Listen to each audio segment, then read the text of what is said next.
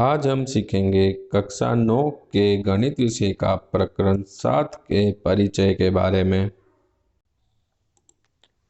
प्रकरण 7 के परिचय में हम टोटल 7 टॉपिक को कवर करेंगे, जिसमें से टॉपिक हमारा पहला है त्रिभुज, दूसरा आएगा त्रिभुज की सर्वांग समता, तीसरा त्रिभुज की सर्वांग समता के लिए कसौटियाँ, चौथा अभिग्रहता, पांचवा प्रमेय, छठा एक त्रिभुज के कुछ गुण और सातवां एक त्रिभुज की असमीकाएं। टोटल ये 7 हमारे टॉपिक हैं जिसके बारे में हम 7वें चैप्टर में सीखेंगे।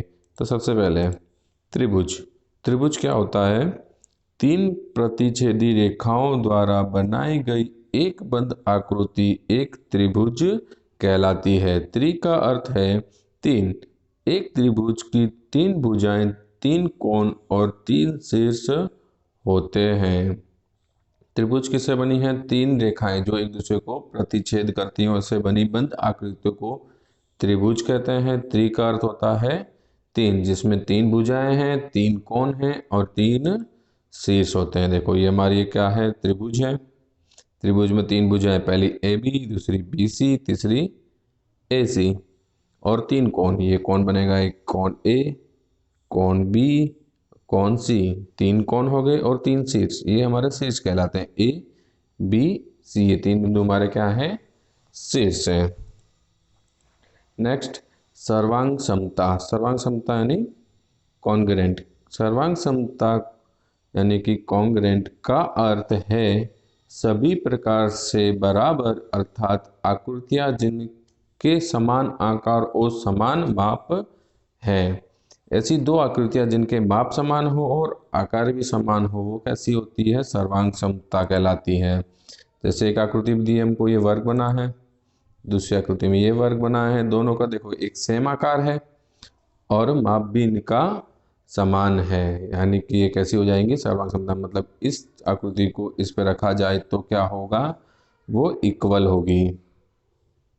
ये देखो दोनों का समान माप है। इसी तरह से त्रिभुज की सर्वांग समता। यदि एक त्रिभुज की भुजाएं और कोण दूसरे त्रिभुज की संगत भुजाओं और कोणों के बराबर हो, तब 2 त्रिभुज सर्वांग सम होते हैं।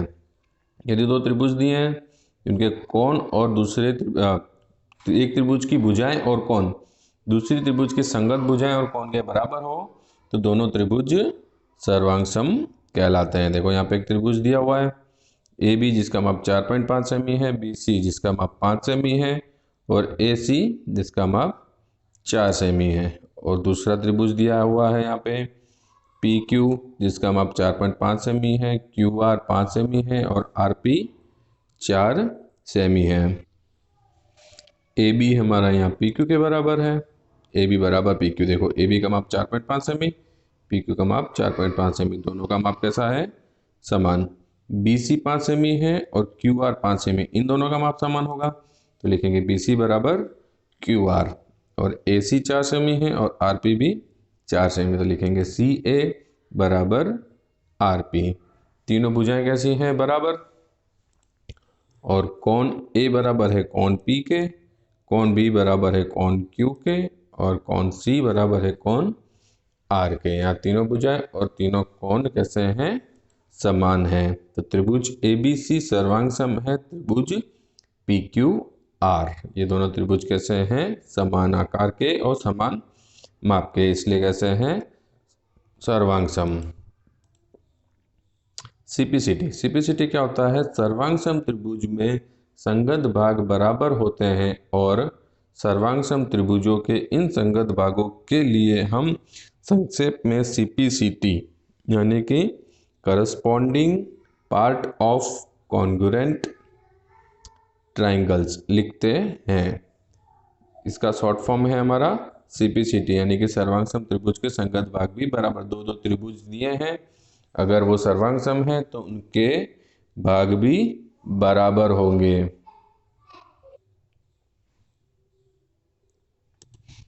यहाँ दिया है हमको, देखो त्रिभुज, पहला त्रिभुज ए बी सी, जिसका माप 4.5 सेमी, 5 सेमी और 4 सेमी का है। दूसरा त्रिभुज PQR, सेम माप है इसका भी, 4 सेमी, 4.5 सेमी और 5 सेमी, यानी दोनों त्रिभुज कैसे हैं हमारे यहाँ पे सर्वांग सम है। अगर ये दो त्रिभुज सर्वांग सम हमको दिया है तो CPCT से हम कह सकते हैं कि AB बराबर PQ, BC बराबर QR, CA बराबर RP, कौन A बराबर कौन P, कौन B बराबर कौन Q, कौन C बराबर कौन R। ये CPCT से हम बता सकते हैं। मतलब ये कि यदि हमने दिखाया कि त्रिभुज ABC और त्रिभुज PQR कैसे हैं सर्वांग सम, तो इनमें से कोई भी हम भुजा या कोण बराबर ले सकते हैं। रीजन क्या आ जाएगा हमारा CPCT, यानी सर्वांग सम त्रिभुज है तो उसके संगत भाग भी बराबर होंगे, तो उसको शॉर्ट में हम लिखेंगे CPCT। अभिगृहित 7.1 SAS सर्वांग समता नियम। अभिगृहित दिया है 7.1 SAS सर्वांग समता। SAS सर्वांग समता नियम क्या होता है? SAS मतलब साइड एंगल साइड, S का साइड, A का एंगल, S का साइड। साइड मतलब भुजा, एंगल मतलब कोण, साइड का मतलब हो जाएगा वापस भुजा, यानी भुजा कोण भुजा लिख देते हैं। देखो S हमारा साइड के लिए है भुजा, A एंगल यानी कि कोण, S साइड यानी कि भुजा। तो SAS सर्वांग समता नियम में मतलब भुजा कोण और भुजा होगा। अभिगृहित 7.1 SAS सर्वांग समता नियम क्या है देखते हैं। दो त्रिभुज सर्वांग सम होते हैं यदि एक त्रिभुज की दो भुजाएं और उनका अंतर्गत कोण दूसरे त्रिभुज की दो भुजाओं और उनके अंतर्गत कोण के बराबर हो। मतलब कि दो भुजाएं हैं और बीच में कोण है, यानी दो भुजाएं समान हो और उनके बीच का अंतर्गत कोण समान हो तो दोनों त्रिभुज कैसे कहलाएंगे? सर्वांग सम कहलाएंगे SAS सर्वांग समता नियम से। यहाँ एक त्रिभुज हमको दिया हुआ है ABC, AB 2 सेमी का है, B कोण 50 का है, BC 4 सेमी का है। और दूसरा त्रिभुज दिया हुआ है PQR, PQ 2 सेमी है, QR 4 सेमी है और कोण Q 50 सेमी। देखो AB बराबर है PQ, लिख देते हैं AB बराबर PQ, दोनों कितने हैं 2 सेमी के। BC बराबर है QR, दोनों कितने हैं हमारे 4 सेमी के। और कोण B और कोण Q दोनों समान है, कोण B बराबर कोण Q। यहाँ पे हमारी दो भुजाएं और उनका बीच का कोण, ये दो भुजाएं और बीच के कोण कैसे हैं समान। तो SAS सर्वांग समता से हम बोल सकते हैं दोनों त्रिभुज कैसे हैं सर्वांग सम। त्रिभुज ABC सर्वांग सम है त्रिभुज PQR। अभिगृहित 7.1 SAS सर्वांग समता नियम। दो त्रिभुज सर्वांग सम होते हैं यदि एक त्रिभुज की दो भुजाएं और उनका अंतर्गत कोण दूसरे त्रिभुज की दो भुजाओं और उनके अंतर्गत कोण के बराबर हो। इस परिणाम को इससे पहले ज्ञात परिणामों की सहायता से सिद्ध नहीं किया जा सकता और इसीलिए इसे एक अभिगृहित के रूप में सत्य मान लिया गया है। अभिगृहित को हम सिद्ध नहीं करते हैं, उनको सत्य मान लिया जाता है। यहाँ पे ये जो परिणाम हमारे पुराने जो परिणाम है जो कि हमको ज्ञात परिणाम है उनकी सहायता से हम इसे सिद्ध नहीं कर सकते हैं, इसलिए इसको अभिगृहित के रूप में सत्य माना गया है। SAS नियम तो सत्य है परंतु ASS या SSA नियम सत्य नहीं है। ये दो नियम हमारे सत्य नहीं माने जाते हैं। में 7.1 SAS सर्वांग समता नियम। अब देखो ASA आया, एंगल साइड एंगल। दो त्रिभुज सर्वांग सम होते हैं यदि त्रिभुज के दो कोण और उनकी अंतर्गत भुजा दूसरे त्रिभुज के दो कोणों और उनकी अंतर्गत भुजाओं के बराबर हो। मतलब यहाँ पर दो कोण समान होना चाहिए और उनके बीच का कोण अंतर्गत भुजा समान, दो कोणों के बीच की भुजा समान होनी चाहिए तो दोनों त्रिभुज सर्वांग सम कहलाएंगे। एक त्रिभुज दिया हुआ है ABC, BC हमारा 4 सेमी का है, B और C दो कोण दिए हैं और यहाँ पे QR 4 सेमी का है। B कोण यहाँ Q के बराबर है, C कोण हमारे R के बराबर है। मतलब ये 30 का है तो ये भी 30 का है, ये 60 है तो ये भी 60 का होगा। इस तरह से मतलब समान माप के हैं। B के बराबर Q है, C के बराबर आर है। तो लिख देते हैं कौन बी बराबर कौन क्यू है यहाँ पे, और कौन सी बराबर कौन आर, और उनकी बीच की भुजा कौन सी है, बी सी और क्यू आर। बी सी और क्यू आर भी समान है। तो ए एस ए सर्वांग समता नियम से हम बोल सकते हैं दोनों त्रिभुज कैसे हैं, सर्वांग सम। तो त्रिभुज ए बी सी सर्वांग सम है त्रिभुज पी क्यू आर।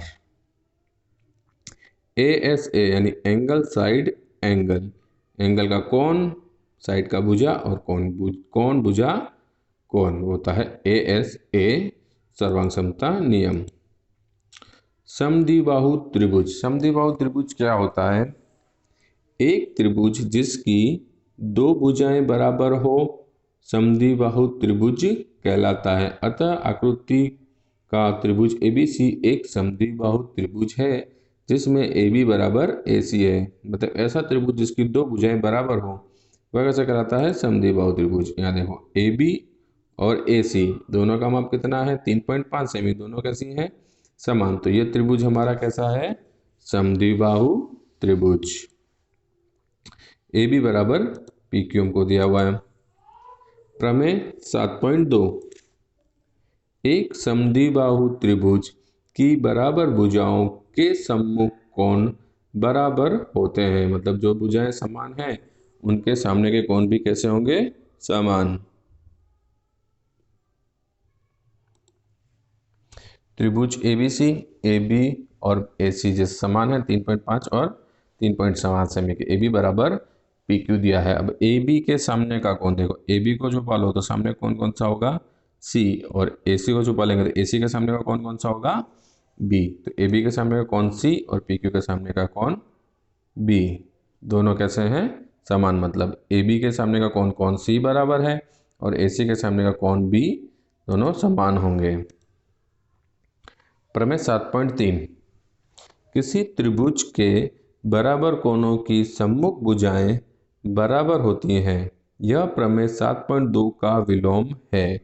यानी कि कोण बराबर है तो उनके सामने की भुजाएं भी कैसी होगी, समान। 7.2 में हमने क्या सीखा था, अगर भुजाएं बराबर है तो सामने के कोण समान होंगे। अब जो दो कोण समान है उनके सम्मुख भुजाएं हैं वो भी कैसी होगी, समान होंगी। त्रिभुज है हमारा ABC, AB हमारा 5 सेमी 3.5 सेमी, AC हमारा 3.5 सेमी। यहाँ हमको कोण B बराबर कोण C दिया हुआ है। ये दोनों कोण समान है तो कोण C के सामने क्या हो जाएगा, AB, और कोण B के सामने क्या हो जाएगा, AC। तो AB बराबर AC, दोनों भुजाएं भी कैसी होंगी, समान होंगी। प्रमेय 7.4, SSS सर्वांग समता नियम। यहाँ पे तीनों कैसे हैं, SSS मतलब तीनों भुजाएं आएंगी साइड साइड, साइड सर्वांग समता नियम। यदि एक त्रिभुज की तीनों भुजाएं एक अन्य त्रिभुज की तीनों भुजाओं के बराबर हो तो दोनों त्रिभुज सर्वांग सम होते हैं। यानी एक त्रिभुज और दूसरे त्रिभुज, दोनों त्रिभुज की तीनों भुजाएं कैसी होनी चाहिए, समान होनी चाहिए। तो SSS सर्वांग समता से दोनों त्रिभुज सर्वांग सम कहलाएंगे। यहाँ एक त्रिभुज दिया है ABC, AB 4.5 semi, BC 5 semi और AC 4 सेमी। और दूसरा त्रिभुज है PQR, PQ 4.5 semi, QR 5 semi और RP 4 सेमी। अब यहाँ देखो AB 4.5 है और PQ 4.5 है, दोनों कैसे हैं, समान। तो AB बराबर PQ, दूसरा BC 5 सेमी, QR 5 सेमी, तो BC बराबर QR, और AC 4 सेमी और RP भी 4 सेमी, ये दोनों कैसे समान। तो AC बराबर CA बराबर RP, तीनों भुजाएं कैसी हो गई, बराबर। तो SS सर्वांग समता से दोनों त्रिभुज कैसे हो जाएंगे, सर्वांग सम। त्रिभुज ABC सर्वांग सम है त्रिभुज PQR। SSS यानी साइड साइड साइड, भुजा भुजा भुजा, साइड मतलब भुजा, तीनों भुजा यहाँ बराबर है। प्रमेय 7.5, RHS सर्वांग समता नियम। RHS सर्वांग समता नियम क्या होता है, RHS मतलब right angle hypotenuse side. Right angle मतलब एक हमारा कोण समकोण होना चाहिए 90 का, सामने का कर्ण समान होना चाहिए और भुजा कैसी होनी चाहिए, एक समान होनी चाहिए। तो RHS से हम बोल सकते हैं वो दो त्रिभुज सर्वांग सम है। RHS यानी राइट एंगल यानी समकोण, हाइपोटेन्स यानी कर्ण, साइड यानी भुजाएं लिख देते हैं। आर हमारा राइट एंगल के लिए है, वो होता है समकोण यानी कि 90 का कोण बनेगा। एच होता है हाइपोटेन्यूस यानी कि कर्ण। एस होता है साइड यानी कि भुजा। आरएचएस सर्वांग समता नियम। प्रमेय 7.5 आरएचएस सर्वांग समता नियम क्या होता है देखते हैं। यदि दो समकोण त्रिभुजों में एक त्रिभुज का कर्ण और एक भुजा क्रमशः दूसरे त्रिभुज के कर्ण और एक भुजा के बराबर हो तो दोनों त्रिभुज सर्वांग सम होते हैं। दोनों तो कौन कैसा होना चाहिए, त्रिभुज समकोण होना चाहिए, मतलब 90 का होना चाहिए कोण, और एक कर्ण और उसकी संगत भुजा दोनों कैसी होनी चाहिए, समान। तो वो दोनों त्रिभुज आरएचएस से सर्वांग सम त्रिभुज कहलाएंगे। एक समकोण त्रिभुज दिया हमको, इसकी भुजा 4 सेमी और इसकी भुजा 5 सेमी। दूसरा ये 4 सेमी और ये 5 सेमी है। देखो दोनों समकोण त्रिभुज है, 90 के हैं, और ये 4 सेमी 4 सेमी 5 सेमी 5 सेमी, एक एक समकोण के सामने हमारा 5 सेमी कर्ण है, कर्ण समान है और एक भुजा समान है, और दोनों त्रिभुज कैसे हैं, समकोण त्रिभुज। तो हम बोल सकते हैं ये दोनों त्रिभुज आर एच एस सर्वांग समता नियम से दोनों सर्वांग सम है। प्रमेय 7.6 यदि किसी त्रिभुज की दो भुजाएं असमान हो तो लंबी भुजा के सामने का सम्मुख कोण बड़ा होता है। यदि त्रिभुज की दो भुजाएं समान है, दो भुजाएं अलग अलग है, तो लंबी भुजा के सामने का सम्मुख कोण बड़ा होता है, मतलब जो सबसे बड़ी भुजा होगी उसके सामने का कोण भी कैसा होगा, बड़ा होगा। एक त्रिभुज दिया हमने ए बी सी, देखो इसमें सबसे बड़ी भुजा हमारी ए सी है, तो ए सी के सामने का कोण भी कैसा होगा, कोण भी बड़ा होगा। त्रिभुज एबीसी में बीसी सबसे लंबी भुजा है, हमने यहाँ पे बीसी सबसे बड़ी लंबी भुजा ले ली, बीसी के सामने का कोण कौन सा हो जाएगा, ए। तो कोण ए सबसे लंबी भुजा का बीसी का सम्मुख कोण है। बीसी का सम्मुख कोण अगर ए होगा, यहाँ अगर सबसे बड़ी भुजा हमारी यहाँ पे बीसी है ना, मान लो कि बीसी सबसे बड़ी भुजा है, तो बीसी के सामने जो कोण होगा कौन सा होगा, कोण ए, वो भी कैसा होगा, सबसे बड़ा, यानी कोण ए सबसे लंबी भुजा बीसी का सम्मुख कोण है, इसलिए त्रिभुज एबीसी में कोण ए सबसे बड़ा कोण है। ये आकृति सिर्फ एग्जाम्पल के लिए है, अगर बीसी बड़ा है तो बीसी के सामने कोण ए बड़ा होगा, उसी तरह से अगर एसी भुजा बड़ी है तो एसी के सामने का कोण भी बड़ा होगा। ये प्रमेय हमारा 7.6 है। प्रमेय 7.7 किसी त्रिभुज में बड़े कोण की सम्मुख भुजा बड़ी यानी कि लंबी होती है। कोई त्रिभुज है उसमें सबसे जो बड़ा कोण है उसके सम्मुख भुजा भी कैसी होगी, लंबी, यानी सबसे लंबी यानी सबसे बड़ी कहलाएगी। यहाँ एक त्रिभुज लिया हमने एबीसी, त्रिभुज एबीसी में कोण ए सबसे बड़ा कोण है, कोण ए को हमने सबसे बड़ा कोण मान लिया, तो ए के सामने की भुजा कौन सी होगी, बीसी। तो भुजा बीसी सबसे बड़े कोण ए की सम्मुख भुजा है, ए की सम्मुख भुजा बीसी है यहाँ पे, तो त्रिभुज एबीसी में बीसी सबसे लंबी भुजा है। प्रमेय 7.8 त्रिभुज की किन्हीं दो भुजाओं का योगफल तीसरी भुजा से बड़ा होता है। कोई भी त्रिभुज ले लो, उसकी दो भुजाओं का योग करो, वो हमेशा तीसरी भुजा से कैसा होगा, बड़ा। कोई भी त्रिभुज ले लिया हमने एबीसी, यहाँ पे अगर a b plus b c करें तो वो ए सी से बड़ा होगा, ए बी और बी सी दो को जोड़ें तो वो ए सी से बड़ा होगा, बी सी प्लस ए सी करें तो वो ए बी से बड़ा होगा, और ए सी प्लस ए बी करें तो वो बी सी से बड़ा होगा।